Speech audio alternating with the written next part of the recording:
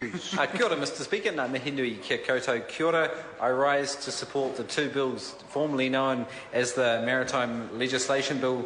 Mr Speaker, what we're seeing is 2 years on from the arena, the government finally getting around to two of the international treaties we should have signed up to an awful long time ago to protect the taxpayer. What we saw when that container ship hit that reef on the Astrolabe reef was that New Zealand taxpayers was unprotected.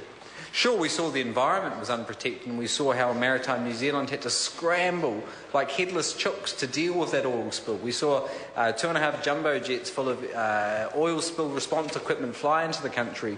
We saw how woefully unprepared we were. We saw those 3 skimmers more akin to dinghies that were raised in question time today.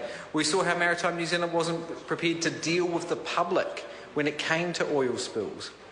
And what we saw was New Zealand volunteers doing what they do best, which is even if the government's not going to act, if the government's sitting in a corner not knowing what to do, Kiwis just did it themselves. They went out on the beaches and they picked up those oil blobs. So it's good that 2 years on we're finally getting around to something we should have done a long time ago. Signing up to these international conventions allows us to effectively double the amount we can claim to protect the taxpayer when big ships have problems spilling oil. Obviously there's a liability limit regime internationally, and what we found when the arena hit the reef was that we could only get a maximum of $12 million. We can increase that now to almost 24 plus, which is good, and it might even increase in the future. Because what we know is the taxpayers had to come to the party to the tune of tens of millions of dollars to deal with that oil spill. Now I think everyone in this House and every New Zealander could agree the taxpayer shouldn't have to pick up the tab when corporations damage our beautiful environment. Corporations rightfully should pay when they cause a mess, when they cause a spill. They should pay to clean it up. But that's not what we saw. What we saw was the oil pollution fund massively depleted. In fact, we saw it drop from 12 million to only 3.4 million. I understand it's even less than that at the moment. The taxpayer is threatened by an accident happening. What we know, of course, with marine activities in New Zealand is accidents can happen. Obviously, they can be avoidable. We can put steps in place to avoid accidents occurring, but they do happen, and we're frankly unprepared if we saw another big spill of oil entering our environment. So this bill effectively done 3 things. It amended the Maritime Transport Act, it amended the EEZ Act, and acceded to these international treaties. Now, there were some improvements in the legislation which the Greens have welcomed, but you've got to admit what an absolute shambles that the government is having to amend the EEZ Act, the Exclusive Economic Zone Environmental Effects legislation, only a year after it was passed. Now, at the time, both the Labour and Green parties strongly criticised the government for their process over that EEZ Act. Mr Speaker, I believe it was quite simply an easy drilling act, and that's what it was designed to do, that's what it was drafted to achieve, and that's what the oil industry was asking for. Now, I think it's an absolute shambles that we're having to amend that legislation that was passed only so recently, so soon in this House. What we're seeing is amendments to the discharge and dumping regime under the EEZ. It's good to be improving that, and there's now a protection, a guarantee that fracking at sea will be included, so we welcome those changes. It's an absolute shambles, and what we see sadly through the committee stage of this bill is the new consent category accepted by this Parliament. The government's introduced a new consent category which they hadn't drafted into law last year. The new category, non-notified discretionary, quite simply is a no-say clause. We know exploratory drilling is the riskiest phase of oil production. We know it was exploratory drilling that caused the deep water horizon, which made the arena look like a puddle of oil. 300 tonnes for the arena versus 600,000 tonnes for the Gulf of Mexico spill. Yet what we see from the government is say that the riskiest phase, the phase that has caused the largest environmental catastrophe as a result from oil drilling, will have no say.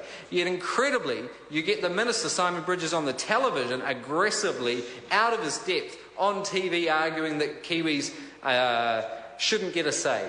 Now, on two hands, he says that we are doing something that's so popular that all Kiwis are demanding it. There's huge widespread support, let alone you can't even think of a single person in the town of Kaikoura who supports their plan. So the government on one hand says that there's massive support for deep sea drilling, yet on the other hand they say that no one in the country is going to get a say. I find that contradictory, I find it ridiculous, and I think when you look through the veneer, what you see is this government is deeply scared of what New Zealanders think about oil drilling, because New Zealanders want to protect their beaches. Being able to build a sandcastle with your children, put out the cray pot with your kids, that's a Kiwi right. Being able to trade with whale watching as they do in Kaikoura, to have a thriving aquaculture, fisheries, tourism industry, this is what our country trades on, and we're seeing this government put it at risk and not give Kiwis a say. That's why this legislation amending the EZ Act is a total shambles. It's unfair, it's secretive, and it's taking away the Kiwi right to have a say when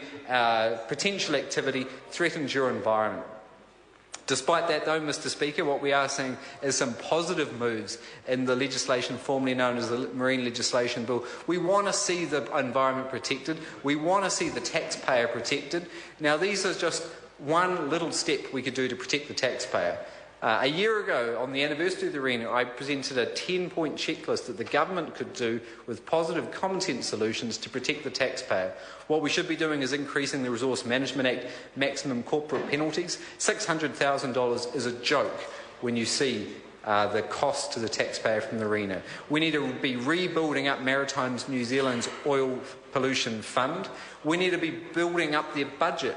And I proposed a good solution for that, which is to use the petrol levies paid by boaties, which would give Maritime New Zealand an extra $20-odd million. I think it's fair that boaties should pay for protecting the waters, because that boatie money is essentially just going for new motorways under national.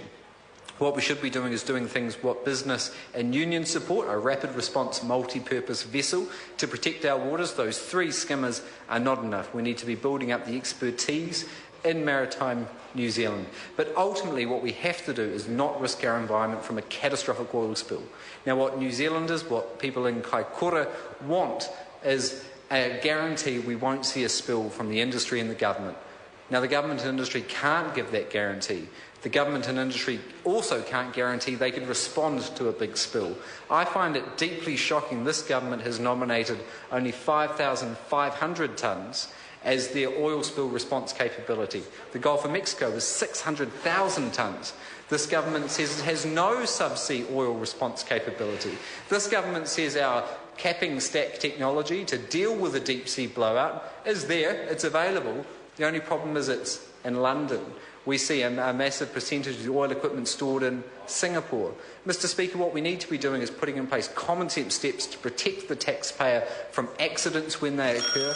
But the most effective thing we could do to make sure that oil doesn't hit our beaches, that oil drilling doesn't ruin that Kiwi tradition of being able to play on a beach with your kids, catch a fish safely, the best way to assure that, the only guarantee the government can give, is if we stop deep sea drilling. So while, Mr. Speaker, we're supporting this legislation, we're going to keep fighting the government's deep sea drill it, mine it, frack it agenda in this House, on the streets, online. We're going to keep mobilising.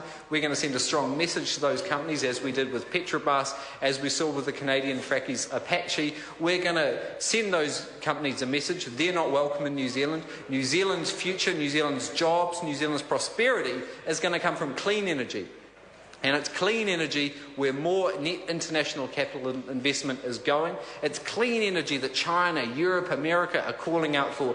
Clean energy is our future. There's going to be more jobs, more taxes that stay in New Zealand, more long-term prosperity. When I talk about wanting a richer New Zealand, we're not going to see it from hoping someone finds something at the bottom of the sea, doesn't leave too much of a mess and we can clip the ticket as those profits are exported. A richer New Zealand will come from our strengths. It'll come from our innovation. It'll come from looking to the future. The future is clean energy, and that's where the Green Party focus is going to be, and that's where a Green government is going to provide leadership and attention. So, Mr. Speaker, while we're supporting this legislation, we're presenting a vision of oil-free beaches, of a sustainable economy and a richer New Zealand. Kia ora. I call Chris Ockenvold. Thank you, Mr. Speaker. And it's a great pleasure to rise to speak on the third reading of this bill. I'll be brief because the legislation in this